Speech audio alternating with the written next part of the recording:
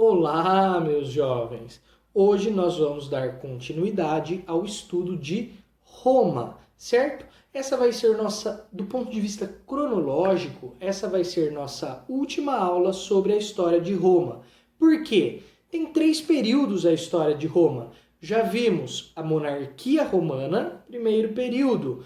Em 2 aulas nós vimos também a República Romana, segundo período. E hoje nós vamos ver o Império Romano, que é o terceiro e último período da história de Roma. Por que eu falei do ponto de vista cronológico? Porque a gente ainda vai ter mais uma aula sobre Roma, só que daí nessa próxima aula eu vou explicar alguns aspectos gerais, como afinal, como que era a escravidão ali em Roma, que aspectos da cultura romana, religião romana, jogos, teatro são importantes para a gente saber. Então vai ser uma explicação mais geral, não vai ser uma continuidade cronológica. Do ponto de vista da linha do tempo, a gente termina a história de Roma hoje. Detalhe, eu vou falar do Império Romano hoje. O Império Romano é dividido em 2 etapas também. O Alto Império Romano, que é um período de ascensão do Império Romano, de fortalecimento de Roma, e depois existe o Baixo Império Romano, que é a crise desse império. Hoje a gente vai falar muito mais do Alto Império Romano. Ué, mas então a gente vai esquecer o Baixo Império? Não, na verdade a gente já viu o Baixo Império, que é a crise do Império Romano, em uma aula lá atrás. Lembrem-se, eu até avisei no momento, falei, por causa da ordem que foi colocada aqui na apostila, hoje a gente ia fazer uma maluquice, que é qual? Falar do fim da crise do Império sem ter falado dele primeiro. Então hoje a gente vai ficar mais no Alto Império, e aí os fatores da crise, do Baixo Império, etc., a gente passa mais rápido, porque a gente já teve uma aula inteira para falar deles. Vamos lá!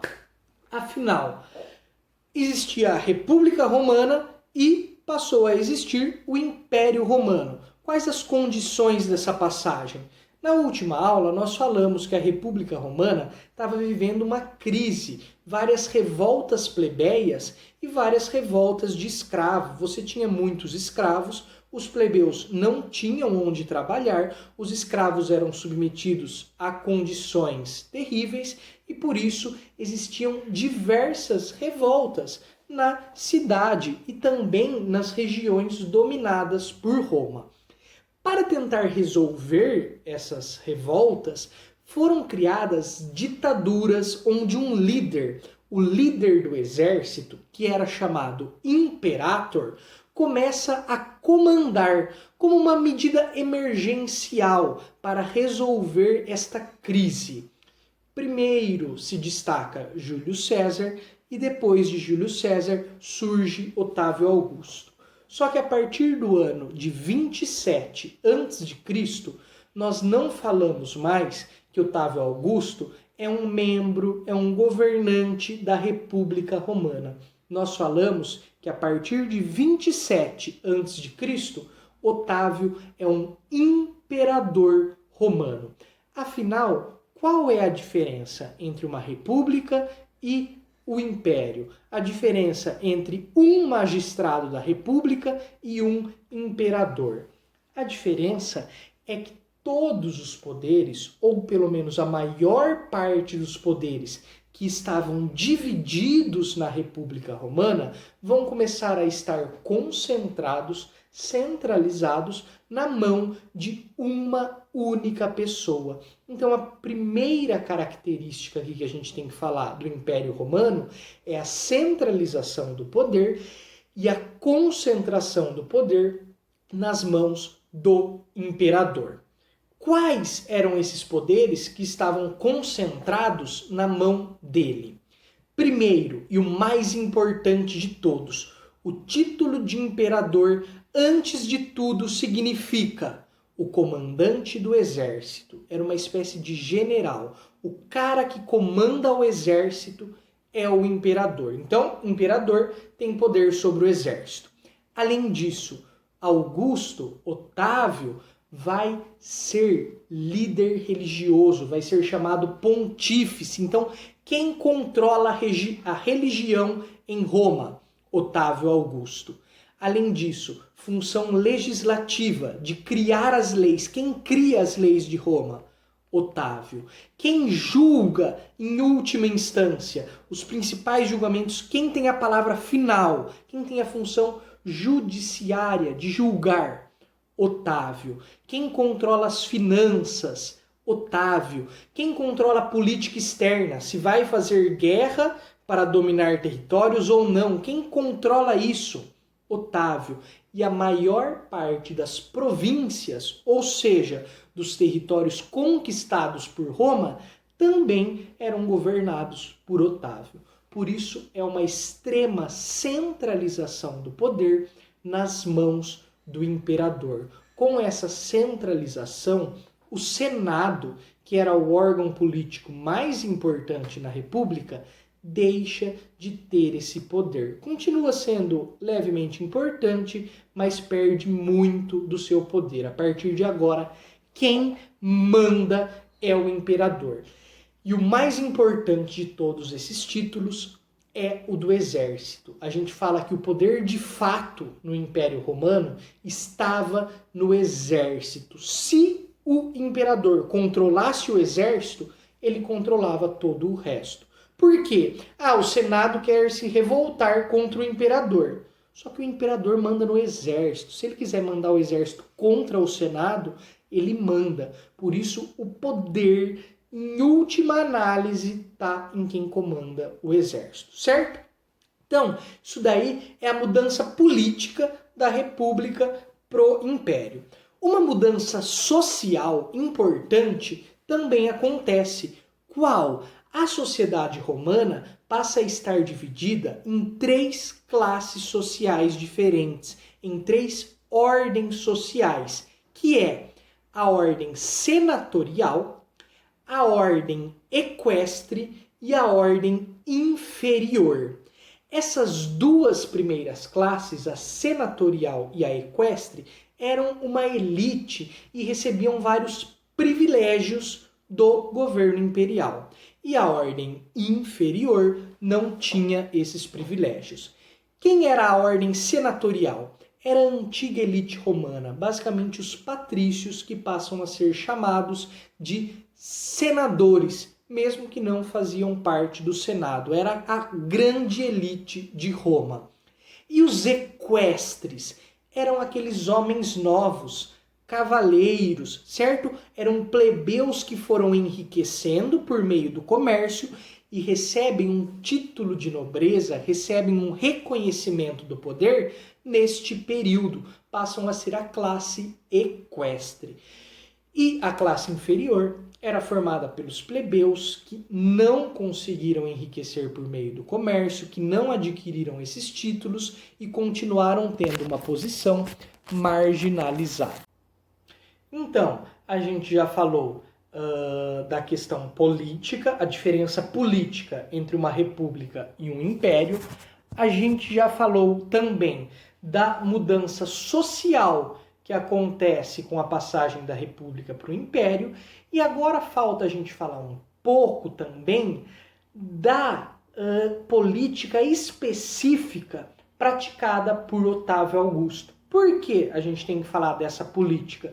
Porque foi uma política muito famosa. Afinal, ele pega uma Roma que está guerra civil, revolta de escravos, revolta de plebeus, senadores descontentes achando que os imperadores estão tomando o poder dele, uma elite confusa. Então, ele pega Roma e Roma está um caos. Como ele vai dar estabilidade para o governo dele para que simplesmente não tirem ele do poder, não acabem assassinando o Otávio? Ele, primeiro, para os senadores, cria vários privilégios, várias regalias para acalmar os ânimos dos senadores, para falar assim, você não vai mais governar Roma, mas eu vou te dar um monte de festa, eu vou te dar um monte de privilégio, você vai viver no bem bom. Então ele acalma os senadores dessa forma. Os A elite comerciante que estava subindo de vida no momento se acalma porque ganha aquele título. A partir de agora eu sou considerado um equestre, olha, eu sou parte de uma ordem romana, e ela acalma nesse sentido. E os plebeus que estavam vivendo em condição de miséria naquele período, como você resolve essa situação? Ele cria uma política que se torna muito famosa, que é a chamada política do pão e circo. Quais são as bases dessa política? Distribuir alimentos, distribuir grãos para a população. Por isso, o pão.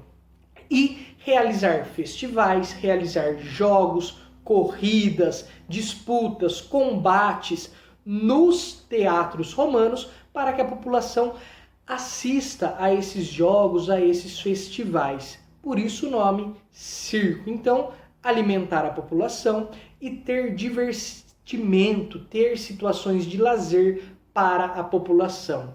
Na ideia dele, uma população que estivesse alimentada e distraída pelos jogos deixaria de fazer revolta, deixaria de contestar a ordem dominante e se tornaria mais pacífica. E de certa forma, ele acerta com a distribuição dos grãos, com a realização de vários e vários festivais. As revoltas sociais em Roma diminuem em número, diminuem de forma considerável. Então, dessa forma, o Otávio conseguiu estabilizar, dar um pouco de estabilidade para a história romana. Do ponto de vista religioso, também vai ter um acontecimento decisivo aí durante o Império Romano. Afinal, logo nos primeiros anos do Império Romano, nasce um gurizinho chamado JC, Jesus Cristo, lá na Palestina. E a Palestina era uma província dominada por Roma, pertencia a Roma. Aí a história do nosso garoto todo mundo conhece, certo? Todo mundo, seja cristão ou não, tem uma ideia. Aos 30 anos ele foi crucificado dentro das leis romanas, acusado de sedição, ou seja, de criar uma revolta pública contra o poder romano. Teve a participação dos próprios líderes, da própria elite judaica. A própria elite judaica ajudou os romanos nessa condenação e julgamento. E, por fim, várias pessoas começam a se dizer seguidoras desse Jesus, desse Cristo. E começa a surgir uma nova religião, o cristianismo. Acontece que essa religião, ao invés dela se tornar super popular lá na Palestina, lá entre os judeus, ela não tem tanta fama entre os judeus, entre os palestinos, ela não se torna predominante ali naquela região. Mas as notícias dessa religião no Império Romano vão começar a fazer muito sucesso. Ali em Roma, várias e várias pessoas vão começar a se converter ao cristianismo, vão começar a dar continuidade aos ensinamentos contidos ali no cristianismo. E aí surge a religião cristã, que vai ser importante para a história do Império Romano. Num primeiro momento, porque ela vai ser considerada uma religião subversiva. Cristianismo é religião de plebeu que está querendo se revoltar. Por isso, no começo, o cristianismo é completamente punido pelos romanos. As pessoas que começam a professar o cristianismo falam: não, só existe um Deus e eu não vou me reverenciar ao imperador romano. Eu não devo cultuar o imperador romano. O que o imperador, o poder político em Roma, então, começa a fazer com esses cristãos? Persegue esses cristãos, faz festivais onde os cristãos eram comidos por leões. Existe uma forte perseguição ao cristianismo nos primeiros séculos ali do Império. Contudo, com o passar do tempo, algumas pessoas da elite romana vão começar a se converter ao cristianismo e os próprios imperadores vão se converter ao cristianismo. Aí vai ter dois carinhas fundamentais nesse processo, que são o Constantino, que vai dar liberdade de culto aos cristãos, ele vai se converter ao cristianismo e vai falar, ó, agora o cristianismo está liberado, quem quiser ser cristão pode ser cristão, não precisa reverenciar os deuses romanos, o imperador romano, faz o que quiser. E depois o Teodósio, que vai falar o seguinte, agora o cristianismo não está só liberado, mas ele é obrigatório. Então, a partir de agora, a gente não vai perseguir mais quem é cristão, a gente vai perseguir todo mundo que não é cristão, certo? Então, o cristianismo dentro do Império Romano tem esse papel importante, fundamental, de surgir como uma religião ali professada por algumas pessoas, perseguida pelo poder, até se tornar a religião do poder. Então ele surge de forma assim subversiva e acaba se tornando a religião oficial do Império Romano com o passar dos séculos. Certo? Então, em termos gerais, essas são as grandes mudanças que surgem com o Império Romano. Para finalizar, para vocês terem em mente, é bom a gente falar também alguns nomes de imperadores romanos depois de Otávio Augusto. Otávio inicia uma dinastia, ou seja, uma família que fica no poder, que se chama dinastia Júlio-Claudiana. Quem foram os imperadores dessa primeira dinastia?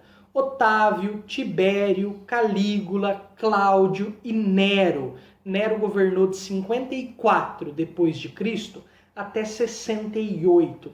É talvez o nome mais importante dessa dinastia. Não por ter feito um bom governo, mas porque foi um governo famoso. Roma foi incendiada durante o governo de Nero. O mais provável que tenha acontecido é que ele mesmo esteja por trás do incêndio de Roma.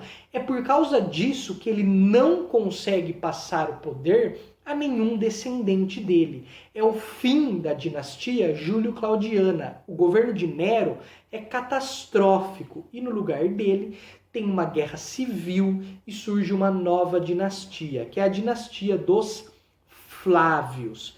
Essa dinastia dos Flávios tem 3 imperadores em geral, o Vespasiano, o Tito e o Domiciano. Depois surge outra dinastia, que é a dos Antoninos. Nessa dinastia tem 2 carinhas importantes para a gente falar. Um deles é Trajano, imperador romano, que alcançou o maior território de Roma em toda a história. Ele governou Roma entre o ano 98 e o ano 117, o período em que o império foi maior em toda a história do mundo, foi durante esse governo do Trajano, certo? E depois, nessa mesma dinastia, a gente tem um imperador que é Marco Aurélio, governou de 161 a 180. Por que esse Marco Aurélio é um nome importante? É um nome de um imperador importante? Porque ele é conhecido como o imperador filósofo, certo? Em filosofia, talvez vocês estudem ou já estudaram esse Marco Aurélio, que é um cara importantíssimo para o estoicismo. Estoicismo é um tipo de filosofia, é um tipo de corrente filosófica que tem vários princípios, não cabe falar aqui agora, mas basicamente defende a disciplina, defende a razão, racionalismo, não preocupação com as coisas que não podemos mudar. Em linhas gerais, essas são as ideias do estoicismo. E os 2 principais estoicos, um deles é Marco Aurélio, imperador romano, e outro é Epiteto, que viveu na mesma época de Marco Aurélio, só que era um escravo romano. Então o estoicismo tem esse negócio interessante, é uma filosofia que os 2 principais caras, um era o extremo ultra da elite, que era o próprio imperador, e o outro era um próprio escravo que conseguiu estudar e se tornou filósofo também, certo? Então, esses são os imperadores aí que vale a pena a gente lembrar o nome. E claro, os que eu já falei. Constantino, pelo Édito de Milão, dá liberdade religiosa aos cristãos. Constantino também vai criar uma cidade chamada Constantinopla e vai falar, a partir de agora, ela também é capital de Roma. Roma vai ter duas capitais, Roma mesmo e Constantinopla.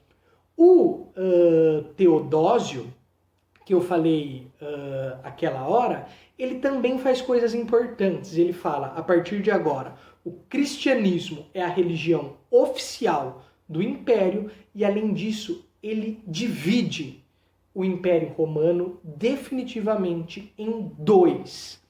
Império Romano do Ocidente, que é o que fica à esquerda, Itália, França, Espanha, o que é a Europa hoje, e Império Romano do Oriente. A partir deste momento, o que a gente teria para falar aqui é tudo o que a gente já falou na aula de crise do Império Romano. O que?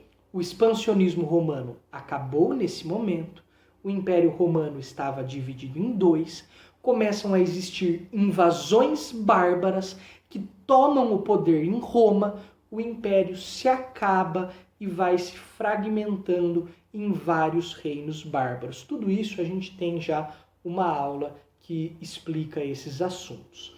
Então, por hoje, o que a gente tinha para falar hoje era isso daí. Belezinha, gente? Falou!